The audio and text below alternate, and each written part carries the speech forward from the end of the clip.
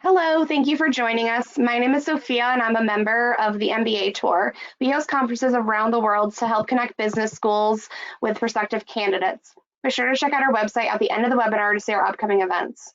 Today I'm joined by Scott, a personal MBA coach. Founded by a Wharton and MIT graduate over 13 years ago, Personal MBA Coach has helped hundreds of applicants around the world get into top MBA, EMBA, part-time MBA, and graduate programs. Their comprehensive counseling includes mock interviews with a team of former M7 interviewers, and customized GMAT and GRE tutoring with tutors who scored in the 99th percentile. Also, Scott serves on the board of directors for the Association of International Graduate Admissions Consultants and is invited to speak at MBA admissions events globally. His clients have been accepted to Harvard Business School, Stanford, Wharton, MIT, Sloan, Chicago, Booth, Kellogg, Columbia, Yale, London Business School, Dartmouth Tuck, and many more with a 96% success rate. Today, Scott will be speaking on 5 tips for enhancing your MBA profile, so I'll let him take it from here. Thank you. Thank you, Sophia.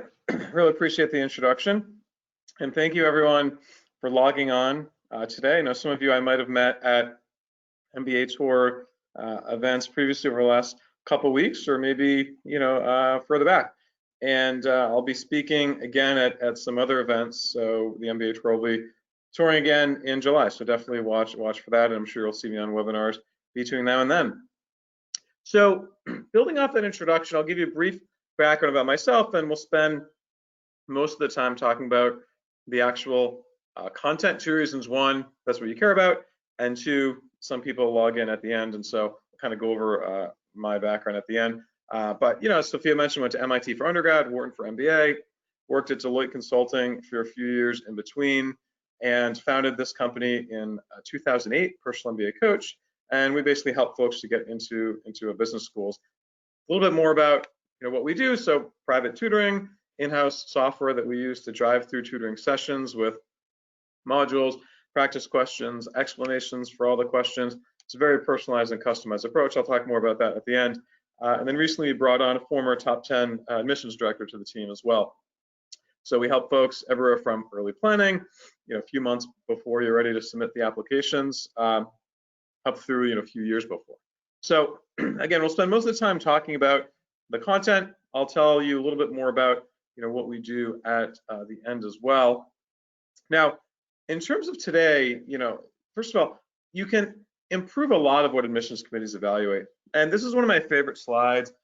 I had this in the first deck that I created many years ago, so it kind of looks old. I think we have a new picture on the right. But in any case, the point here is the blue boxes are things that you can change. The black box is something that you can't change. So you really can't change the undergrad GPA. At least you probably shouldn't change it. And if you do, don't tell anyone. But you can certainly change your test score. You can change the resume, even if you're not changing a job. You can certainly change the look and feel of the resume. Obviously, you can get a new job, change the work experience, the essays, extracurricular, letters of rec, interview. So a lot of people come to us and they say things like, Scott, I don't know what I can do. Everything that I have is what it is, and I'm concerned that there's really not much that I could do to make myself a bit better. To which I always say, well, there's actually quite a lot that we can do here. Let me just make sure. So I see the chat session. I don't know that I see Q&A. If someone can see a way to ask questions, usually there's a Q&A section here.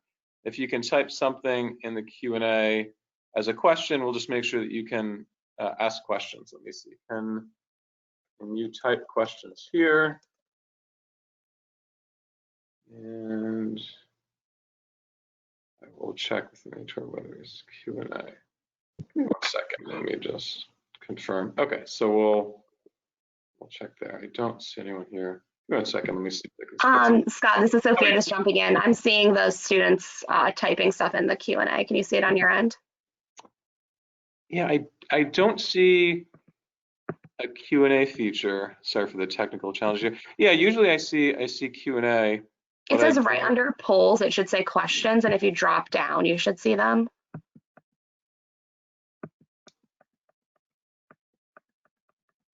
Yeah, just the attendee chat, webcam, and audio. I don't want to make you stay on to ask the questions as we go. It's totally fine. If I see a question come through, I can just jump in and ask. Okay, all right, thank you. No problem. Yeah, often the questions are helpful. Yeah, I'm not sure. I don't see it here, but okay. So we'll kind of move on for now. So first, make your career work harder for you. Now, what does that mean? Well, first of all, some things that you can do would be to complete a skills assessment. You might say, like, what is a skills assessment? Nothing fancy, but you want to think about what things you're good at and what things you're not good at. So here's a little picture with the red puzzle piece being the skill that they need to go from step A to step B, right? So pictures aside, key things that you can evaluate. First of all, analytical skills. Maybe you don't have as many or strong analytical skills as you might, want. Perhaps you work on a project with 7 other people, and maybe you're the youngest one on the project, and you really haven't managed anyone. So perhaps you want to develop some leadership skills, project management, presentation skills, right? So I'm talking to you now. I practice presentations a little bit. Who knows if I'm any good? But that's something that you can certainly study and practice between now and, let's say, when you're doing your next role. Anything like kind of change management. So these are just some examples of things. Now, what you can do to try to get closer is start now to craft a short-term plan to close these gaps. So what that means is maybe consider opportunities to change projects. Perhaps you're doing something at work that you've been doing for a while, and maybe it's not common to ask a manager, hey, can I do something different, right? Can I get on a different team? Can I push myself in another direction that I haven't pushed myself in before? Feel comfortable asking these types of things. It might actually make you look like a better employee, and it certainly could allow you to get that ammo that you need to do well in the applications. Ask your manager to help you. I think that's perfectly fine. Volunteer for extra work, do things around the office. So whatever you can do, to try to get a little bit closer to what you want to do post MBA. I'll give you an example for myself. So I was a consultant at Deloitte. This is not this example. We'll talk about that in a second. And feel free to ask any questions along the way, and they'll interrupt me to kind of ask them verbally. So I was a consultant, and I didn't do a whole lot of analytical work at the office. There wasn't a lot of modeling. There was not really a lot of presentations, a lot of softer things. And so I started to get involved in some more of that, analytical work as I got closer to applications, because I realized that that's something that was a little bit of a gap for me, even though I went to MIT for undergrad and I studied at Sloan. But I had to go out of my way to do that. Otherwise, I was very good at this M&A integration work, and they just kept throwing things at me. So I really had to go out of my way to do something that was a little bit more challenging, let's say. So here's an example. This particular person is a consultant. Now, the skill gap was employee management. So again, not really managing anybody, a little bit younger in the career, let's say, early in the career. Really, the challenges with no direct management opportunities, right? They just didn't exist. And the solution, this is pretty simple. Ask now to manage a summer intern. So even something like managing an intern, while it might not be super exciting, to everyone, it gave this person a little bit more experience in management and allowed them to write something about, management for work. Another example, investment banking. I know some of you might be investment bankers, maybe not. And the skill gap was presenting. So this particular person did a lot from like an analytical standpoint, modeling and development and things like that, but really didn't present, right? It was never brought into the team room in big teams or big meetings. And the challenge was that senior team members would present. So, the younger folks would do the work, analyze things, even create all the decks, and then someone else more senior would present them. And that's not all that uncommon. So the solution here is just, ask for opportunities, right? Be open, be vocal, observe client meetings, look for ways to make small contributions to improve your credibility. What this means is one of the reasons you might not be presenting is the experience and the age. But another reason could just be the boss's comfort with having you do that, right? It's a big deal to be presenting in front of a large group, or maybe maybe a small group, but an important group. And so showing your boss that there are ways that you can be successful and certain things that you're really good at, even if it's maybe a particular slide that you worked on that you have a little bit of insight in that someone does not have. Think about what you can do to kind of present that. So for those of you just logging on, we're talking about things to do to improve yourself between now and when you apply. It's really good that you're starting now. It's great to start early. We'll go through a few different examples, and then I'll go through a bit more of an introduction about myself at the end. Another example is engineering, right? So the career is engineering, the skill gap is change management. And the challenges are, again, like no real opportunities to drive change in your role. Often engineers are doing great work, but it's a little bit, one-dimensional, let's say. We're not really doing a lot of advanced, let's say, strategic work, perhaps a lot of detailed analysis, but maybe not a whole lot of strategy. And there just aren't opportunities to drive change in the role. And so maybe you have to look internally, right? You're not doing something at work in the main job, but maybe you're establishing some internal program or interest group at work, something else that you can say, look, I'm the leader of the XYZ organization, where we have monthly kind of lunch and learns, and I recruit different speakers to come on, and there's a really innovative way that I did this by doing X and Y, right? That might not sound super exciting to you or differentiating, but it is worth doing, and something like that can certainly help to separate you from someone who just kind of goes with the flow and doing the engineering work. Any questions from anyone on any of these examples?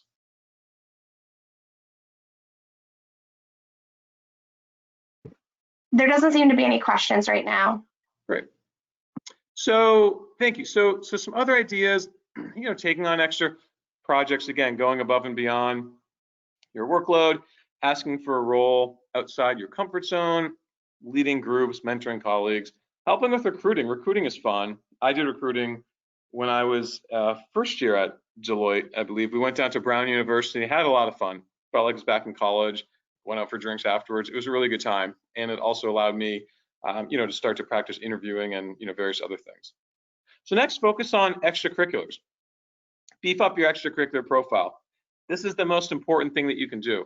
I can't stress this enough. We sell entire packages that are called early MBA planning packages, and we're doing a lot of them for round one, where people are hiring us just to help them to perfect their extracurricular story. So figuring out what are the right leadership things to do outside of work. Should we start a nonprofit organization? Should we focus on more of this or that? Are we trying to do something in an organization that we're already, doing things in, but that's a little bit, more attractive, and maybe build up a partnership? So try to seek opportunities now while you have the time to make a difference. What I mean by that is, if you're applying in round one, that's September, maybe May, if you're doing Columbia and it's rolling. Either way, you have some months to make a change. And so at this point, really focus on quality over quantity here. Look for opportunities in what you're already doing now. It doesn't mean that you shouldn't start something new. Starting something new is great. I love new things. I usually push people to be a little bit more innovative and start new things. But if you do something that you're already doing now and just try to do it better, it allows you to show a little bit more leadership. And then also, do the activities fit with your overall profile? So the story is the most important. The story is important.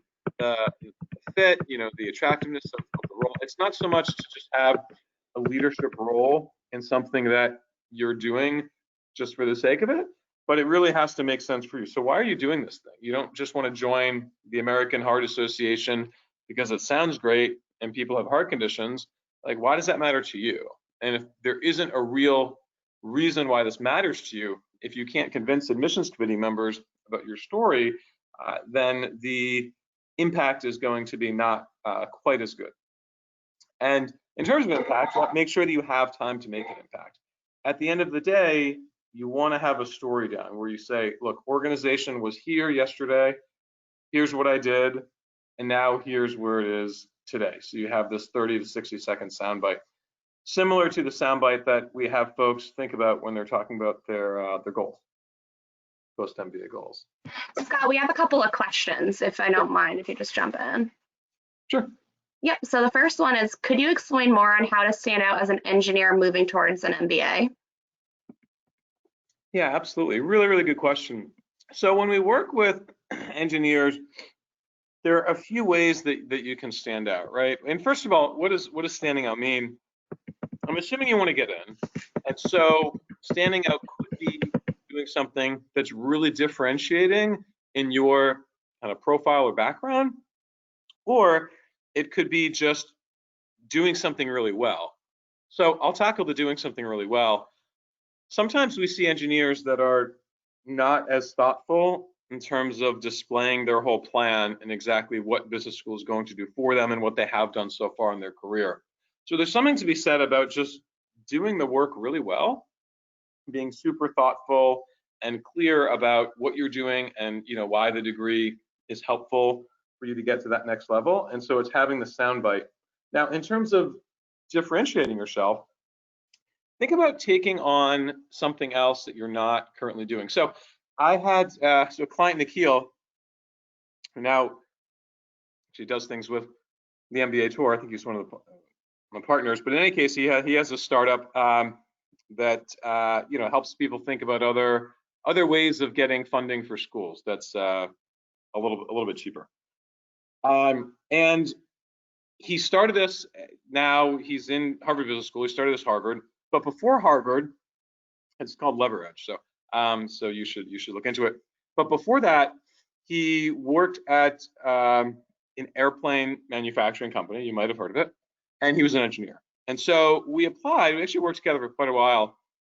And one of the things that he did that was really helpful was to take a little bit of a leadership role at work, just creating new organizations, new employee resource groups, and helping to manage folks and kind of build up his, let's say, like street cred at the office.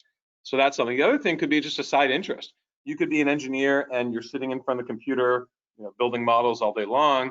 Maybe on the side, you are very interested in real estate.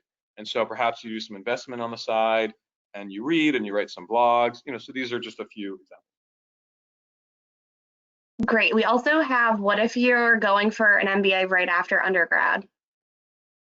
Yeah, so there are a lot of deferral programs, and this is a hot time to think about deferred applications. So if you're a senior, send me an email tonight. We want to get started. You don't have a whole lot of time left, but this is a really popular time to get started. If you are doing that, then you want to think about what things that you've done in college, right? So, when I was in college, I was on dorm leadership. I was the social chair of the dorm, and then did some, I forget what it was called, something to do with internal school, school government, things like that. Whatever allows you to manage, to drive change, have an impact would be important. You're not as focused on the career side, but definitely the personal side is important. And I think actually more important for college students, because when you're working full-time, You're working late hours, perhaps, traveling. So you just don't have as much free time to be yourself. But when you're in college, you really do. So the onus is on you that much more to showcase these things while you're in college. Do you want one more question, or do you want to keep moving and maybe answer this one at the end? Yeah, sure. Go ahead. I'll take it now. Okay. Well, first one student asked for your email, but I'm sure you'll give that to them at the end. Sure. Well, I'll say now. So email is Scott, SCOTT, at personalmbacoach.com. But yes, we'll show that at the end.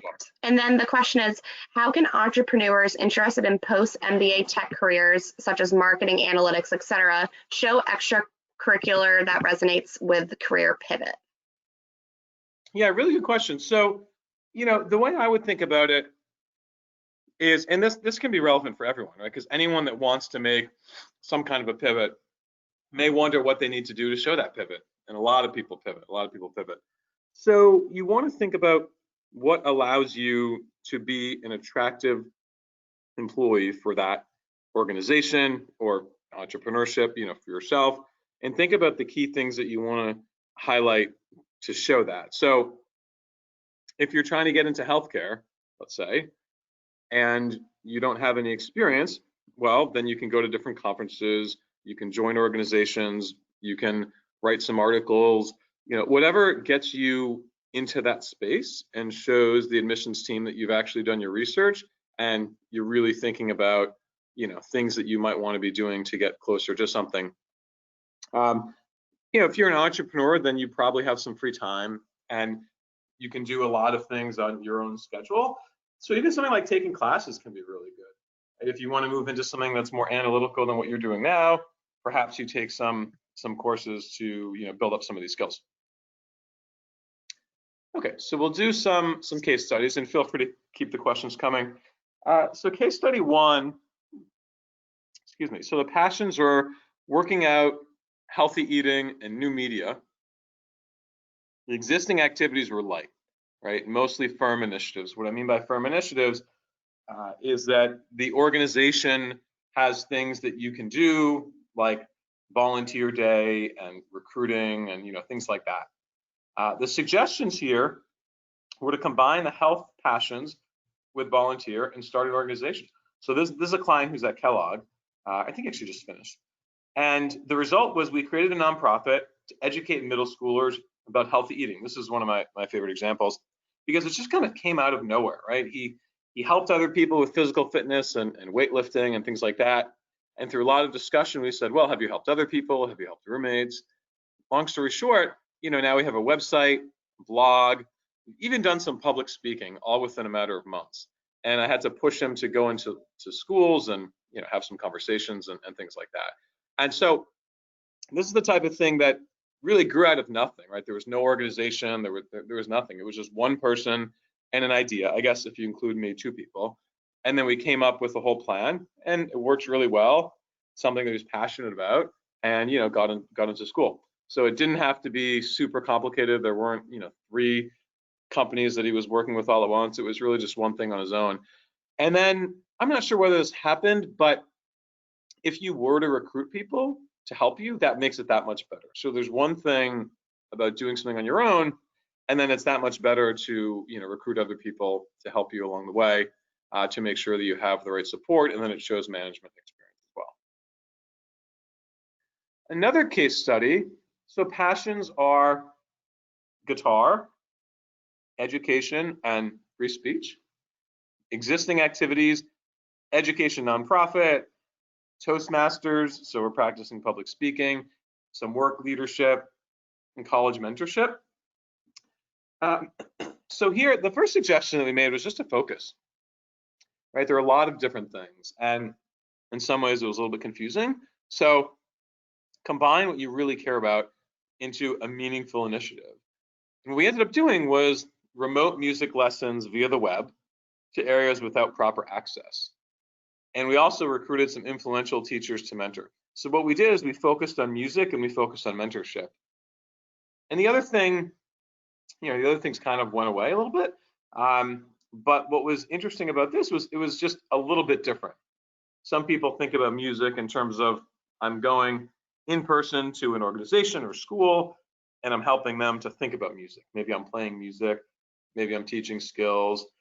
But there are a lot of people online that just don't have access to any. It could be transportation, could be time, for whatever reason they're not going to that organization, to that event, that outing that you might be thinking about. And so we can actually teach things remotely. And with technology, you can get really interesting. So that's another case study. Third step is to find a mentor. Mentors are important. They're not required, so don't worry tonight or this morning, depending on where you are, if you don't have a mentor and you're not sure where to find one. But a mentor is great because he or she can really help you think through things, especially if you're not working with a consultant. And of course, you should, and we'd love to work with you. But think about someone who can support you, right? Maybe they will eventually become a recommender and write a recommendation letter on your behalf. Find someone who's familiar with your work. An ideal mentor is someone who is a superior, maybe not your direct boss. Of course, your direct boss can be your mentor, but then things might be a little bit mixed in terms of their interest and your interest and whether they're aligned. Start with a short meeting and don't really ask for anything, right? Part of this is just building relationships. And if nothing else, even if you don't get mentorship out of this and you don't get a recommendation letter, you get experience in building connections with people that will ultimately help you down the line. And hopefully the connections will help you. Of course, the experience will as well. And so it just allows you to kind of get some practice with that. And don't force relationships, right? It might take a while, get the right fit. I had a couple mentors at Deloitte, and I think in the first year I had nobody. It was like running around, sort of chicken with a head off. There wasn't really a lot of support or guidance. And then it took some time until I actually, found Mark Walsh, and I got on a lot of projects with him. And he was pretty high, still is pretty high up at the company. And so it was, quite a process to, kind of have him be my mentor. And it worked out really well. Ended up being my counselor and writing a recommendation letter, but that's a different story. Could I ask a quick question? Sure. So this says, what if you're involved in a lot of committees, boards, groups, etc., but you aren't necessarily leading any of them? Yeah, really good question. And often that is the case with our clients, right? You're doing a lot, you're involved, you're busy, but there's just not the opportunity for you to take charge. I would try to find an opportunity. I know it's easier for me to say that. I'm not actually doing the work, but I would try to find an opportunity, even if you're creating something new on your own. So I had a client this year who was involved in a nonprofit organization, and it was an organization that a lot of people were involved in and are still involved in.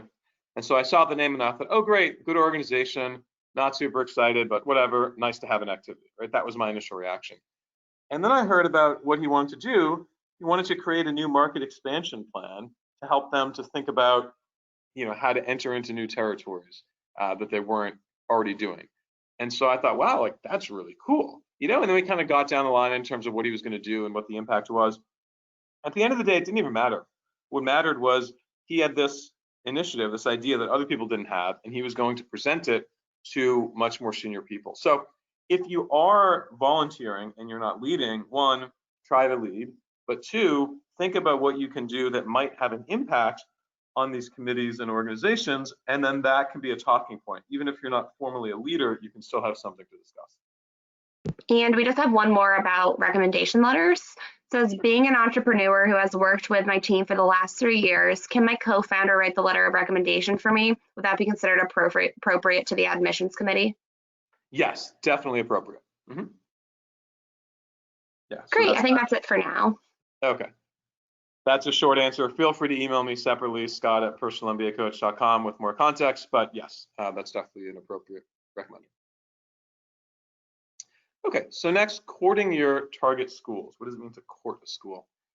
First of all, show interest in schools that you're applying to. This might seem obvious, it might not, but show interest. Some schools really care about the interest, meaning if you don't show interest, you will not go to that school, no chance. And other schools just don't care that much. If you're not sure of the differences, let us know. I mean, this is sort of some of the secret sauce we have in terms of how to navigate this whole process, or talk with students or talk with alums to really get a sense of what the vibe is like.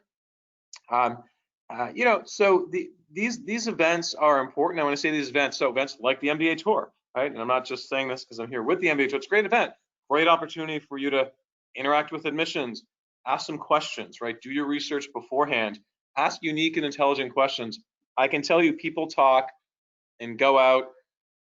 I do drinks with admissions directors after a lot of these different events. You don't want to be brought up in conversation. So you kind of want to be in the middle where there's nothing that's crazy and there's nothing that's really bad, and just be like a middle sort of straight shooter where you have some smart questions where they might remember you, but nothing enough to come over or to come out over drinks. So what I mean by unique and intelligent questions are, ask something that matters to you, right? If it's unique, it's a question that the next 3 people won't ask because they're not you. And they don't have the specific interest. They're not interested in the particular organization or fair that they have, or student group, or something that you're getting into real kind of nitty-gritty weeds about. I like talking about and since you're all logged on, I want to give you some really good pieces of sort of takeaway advice. I like talking about the environment, the political environment, more so the economic environment and how it impacts things on campus. When I was at Wharton, it's 2008, the economy was not very good, and we had a lot of change in terms of courses. There were courses that were added around the financial crisis and real estate and the bubble and all that. And I'm always curious about how things are done. Like, how are things added? When are things added? Are students involved in such additions? What's the process? When you start to ask these types of questions, it shows that you're actually really thinking about the curriculum, and you might be able to have a strong impact, positive impact on campus. Never say anything bad. This is kind of obvious, but don't criticize the school at all. You also don't really need to compliment the school that much. I talked about this in my 10 pitfalls presentation, but if you compliment a school, one of two things happens. One, the school knows that they're really good. Talk to Harvard and how good the case method is. Like, they kind of know that already. Or you are complimenting a school about something that, they're frankly just not that strong at, and then it just sort of seems either disingenuous or it shows that you're not really all that well prepared. And try not to ask questions where you can find the answers online. This can be tough because there's a lot of information online these days. But every interaction is an interview. I don't care if anything's non-evaluative or evaluative. Any interaction can be evaluated. Everyone is always evaluating people. You're listening to me, you're evaluating me. I evaluate people when I talk to them every day. Everything is evaluative. So if you're talking to someone who is part of the school, it could be the receptionist picking up the phone, they might be evaluating you. And it's not so much the case that every call gets recorded and notes get sent to admissions and every day they talk and they sort of compare notes. It doesn't really happen that way. But if something is really on one end of the spectrum, positively or negatively, that can absolutely, impact things. The other thing I would say, and I have to keep this somewhat confidential, how should I phrase this? Pay attention to who you get along with and don't get along with professionally. You never know who knows who. And when you're applying to schools, it might be more than just your application that's reviewed. So, if you feel like you're at a company and, at work things aren't going great, but we have this like really good application that you're putting forth and you have 2 recommenders that love you, might not be enough. People know people and people talk. So, think about that during the process. I know that's a little bit kind of a vague thing to mention. Next, campuses. Visit campuses. Plan the visits now. Now, you don't have to visit campuses. It's not required. If you live near a campus, then try to visit. If you're not near, focus on schools that are your top choices.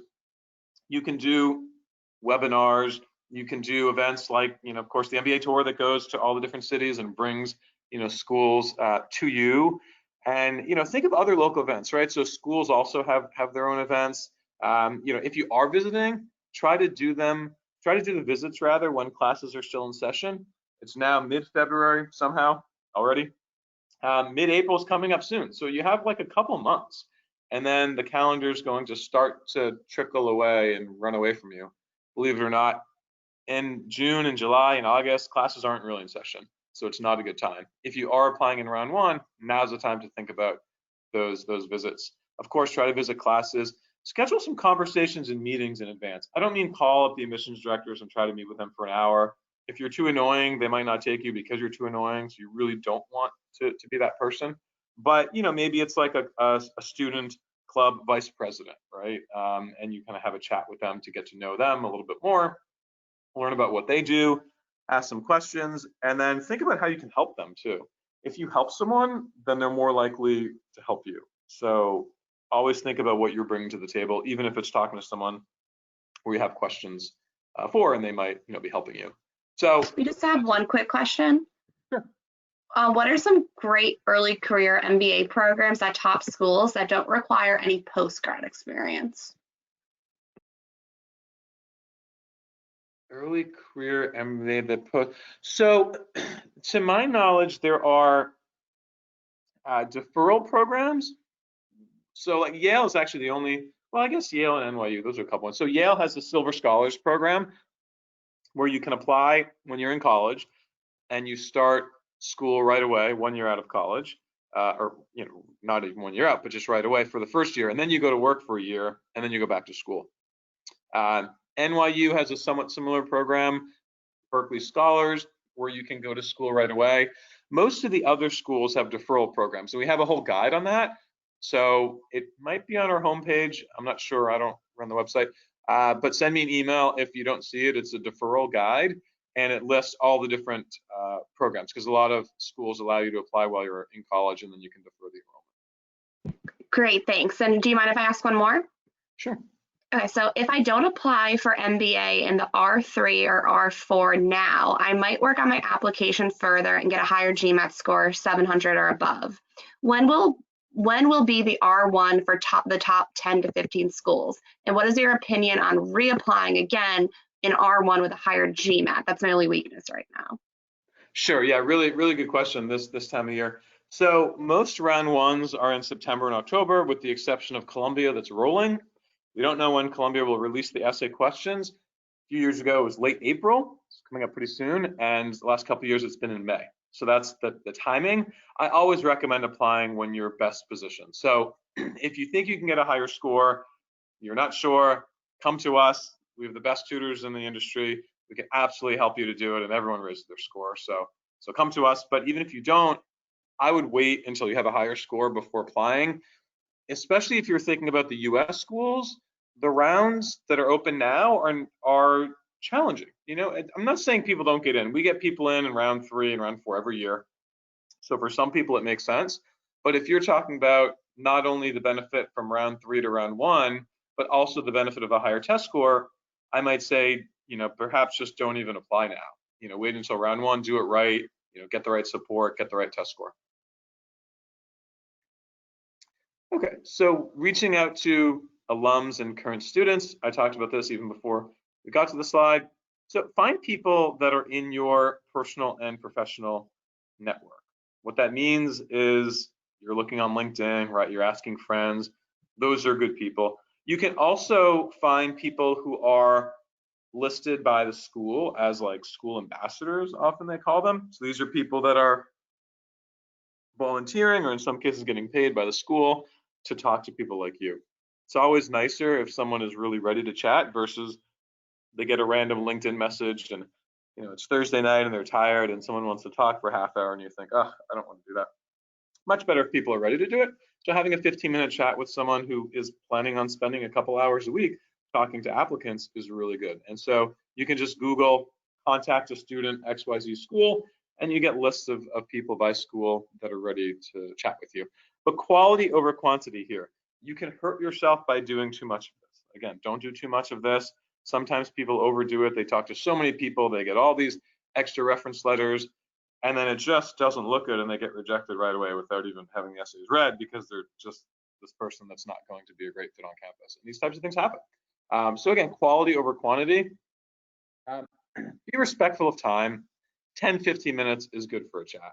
If you're chatting more than 15 minutes and the person is not visibly excited, I would just politely end the call, right? Because everybody's busy, especially students. They're recruiting, they're working. You'll see once you're there, you're very busy. So just try to be respectful of time. I think that's super important. And, learn about the campus, culture, programs, right? That's sort of obvious. But more often than not, the biggest value that students bring is telling you something that's just really unique and is not online. We know a lot about schools by being on the board of the Association of International Graduate Admissions Consultants. I work very closely with admissions directors from all the top schools.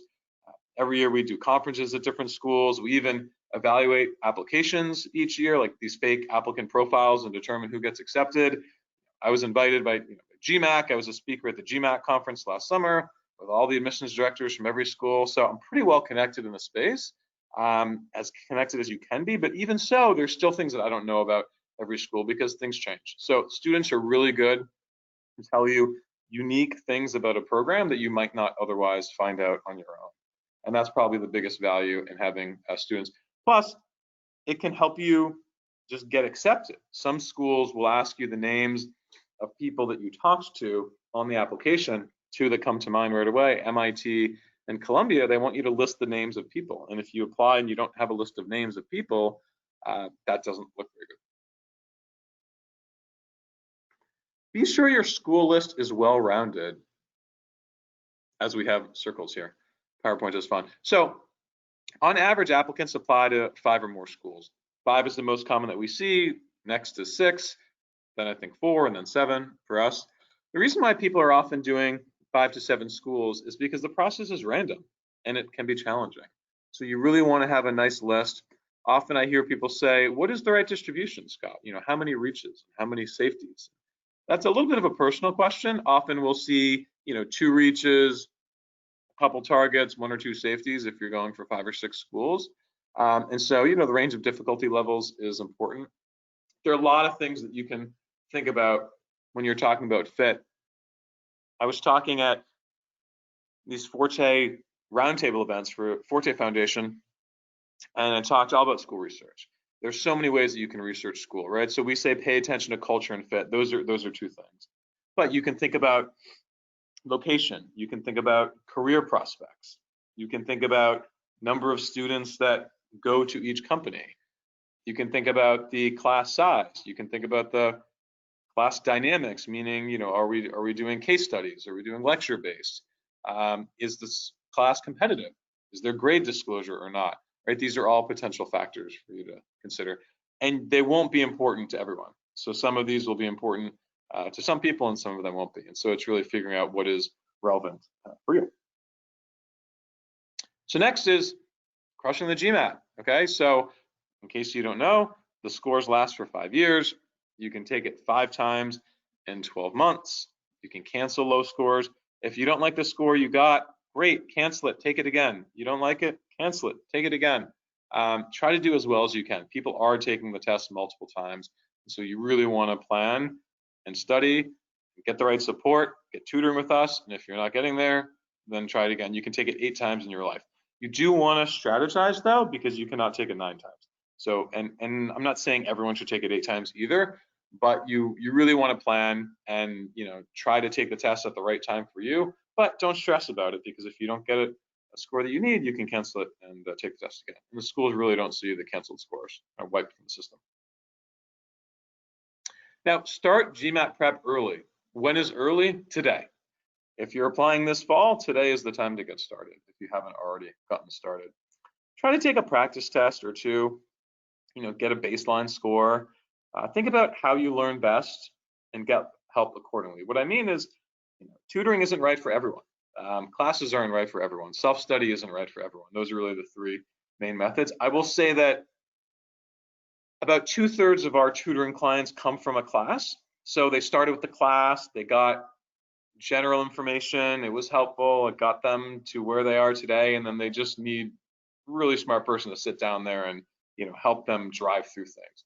We find it helps probably most efficiently in terms of customizing a plan, creating a strategy. We're going over tips and tricks, we're going over drills together, we're helping you to answer questions more efficiently, live feedback that's super painful but works really well, and we do it around the world. So with whiteboard sharing platforms and video Skype, we can tutor you anywhere, and everyone's happy and everyone raises their scores for the most part. If you don't want to do something like that, just read a lot. If you're not sure about your vocabulary, read articles in top magazines and periodicals. It helps you with vocabulary. The other thing you can think about for the writing section, so we don't really spend a ton of time tutoring the writing, but we do help folks with essays while they're studying. And naturally, if we're doing a lot of editing back and forth, and you have graduate English professors on our team, and you have myself, and we're just grinding these essays until they're perfect, your writing naturally gets stronger. So if you start doing essays, even if you start doing some goal statement work with us now, we will get your writing to be that much better so that your AWA score is quite strong. Now, AWA is not the most important. The writing score is not the most important on the test, but it definitely is something that they look at.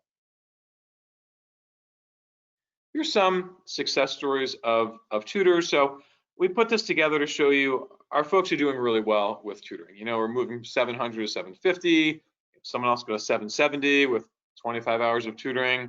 Moving up from 670 to 730, 650 to 740. So people are really moving their scores quite a bit. They're taking a couple months to do it, and as you see, usually going between 20 and 30 hours. So whether you're getting tutoring or not, you can raise your score. And if you're not there today, don't worry too much about it. I realize the lowest score that we have here was 650, but people start with 500. I mean, people start with, the high 400s. Just think about how much time that means that you'll need to invest in the process. And it's early, it's February. So as long as you're applying in round 1 or round 2, it's early and you have plenty of time. Just a quick question about GMAT. Sure. What are some of the most practical ways I can cover up a low GMAT on my profile? Yeah, great question. So if you don't have a good GMAT score, you can take some extra analytical classes. So there's some schools online that have some great courses that allow you to showcase your analytics. You can, and you can get an A in them. You can do some quant things at work. So maybe taking on, like I mentioned earlier, taking on an extra modeling assignment or something from an analytical standpoint. I would have both of your recommenders talk about that.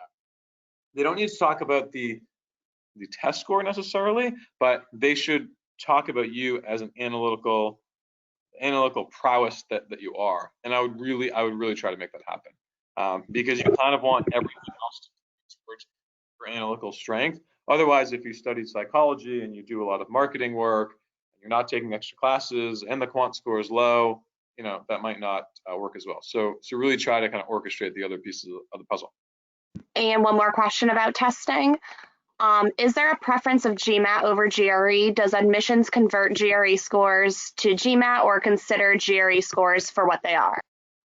Yeah, really good question. So it depends, and I know that's the most annoying answer out there, but some schools do use the converter where they're taking the GRE and they're converting it to the GMAT. It's not a friendly conversion, and it doesn't help you. So when schools do that, you don't really get a great score. Some schools do not use the conversion. Is there a preference? So most schools say there's no preference. Some schools in Europe prefer the GMAT, even like officially, honestly. But the one thing that I'll tell you is the GMAT is it's created for business schools. The analytical skills are tested a little bit more robustly on the GMAT. So if you want to showcase the best you that you can do, the GMAT will allow you to do that. The GRE, it's kind of like taking the easier math class, and for some people that's the right approach. But when we help folks, and we tutor for both tests, when we do tutoring, we really help people to figure out what is the right strategy for them, and if we can get them to do the GMAT and to perform well on the GMAT, it just makes your whole application look a little bit stronger, mainly because the quant is a little bit more challenging. And there's one more question about the GMAT. Would you like me to hold off on that one till the end or ask it now? Yeah, sure, you can ask it now. Okay.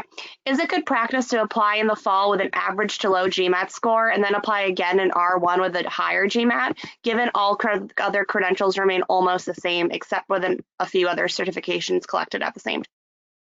Yeah, really good question. So reapplications, it's totally fine to apply and then apply again with a better test score. Test score is the most common way that someone can improve themselves. A lot of the other things, honestly, are somewhat less strong. They're a little bit BS. It's like, oh, I did this new project at work. Does anyone really care, right? But if you get a higher test score, you raise from a 720 to a 750, that's definitely showing yourself as a better applicant. The other thing is about 10% of all classes are made up of reapplicants. It's a lot of people. 90 people at Harvard, 80 people at Wharton every year had gotten rejected in a previous year. So if you feel like it's the right time for you, go for it. If the test score doesn't pan out, then you can certainly reapply with a higher score. So a little bit of details, but so our clients gotten into all the top schools. This number is actually almost 5 million now in scholarships, so we should update it. But a little bit more about what we do. And I'm actually going to flip back to the front briefly because I know some of you joined late and didn't hear this overview.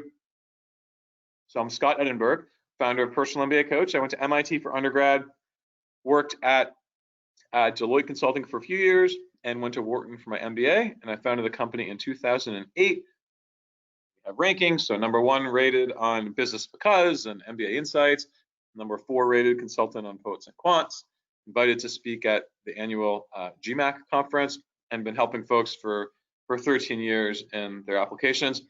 we do work throughout the process. Of course, you hear me talk about tutoring, so you know that we do that. We also have early planning. So for those of you who are not ready to apply just yet, this allows us to guide you through what you should be doing to improve your profile between now and when you do apply. We just hired a former top 10 admissions director on our team, and that's exciting because another set of eyes from someone who used to evaluate applications for about 22 years. And we have former M7 and actually M7 and top 10 MBA interviewers as well to help with the interviews, and former clients to network with at every top school. I always have clients help me at these MBA fairs, and so if you met me at the MBA tour in some cities or didn't meet me but met my clients, you kind of get a sense of things that we're a little bit of a family company. And what's nice about that is we share questions, interview questions, advice, and then also once you're in school, it's a nice network to be a part of. And after all, business school is all about networking.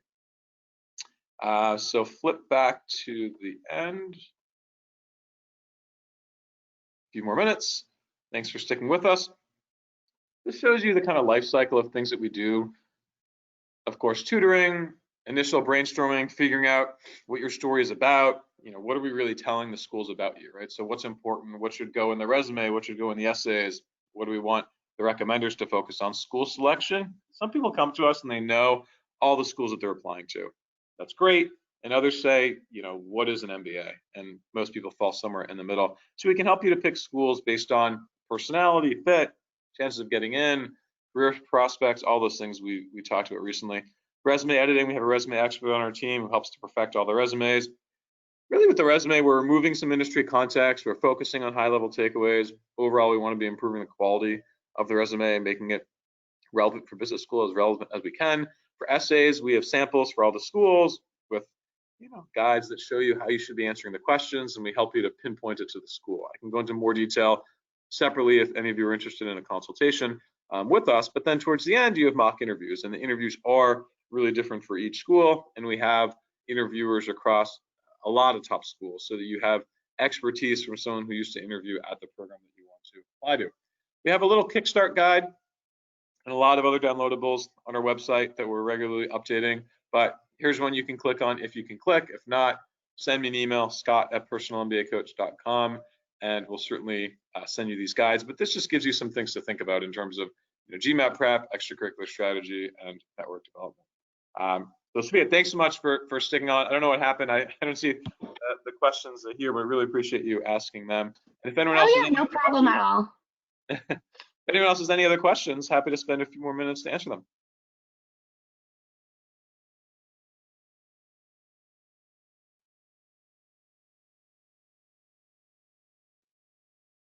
Great.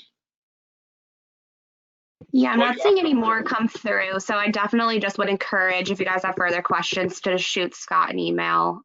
He's very good at responding, so I'm sure he'll get back to you soon. Great. Well, thank you everyone for coming. Really appreciate the questions along the way and the chance to chat with you virtually. And yeah, if you're interested in working with us or talking further, just send me an email, jump on our website, and look forward to seeing you on future webinars and at MBA tours in your city soon.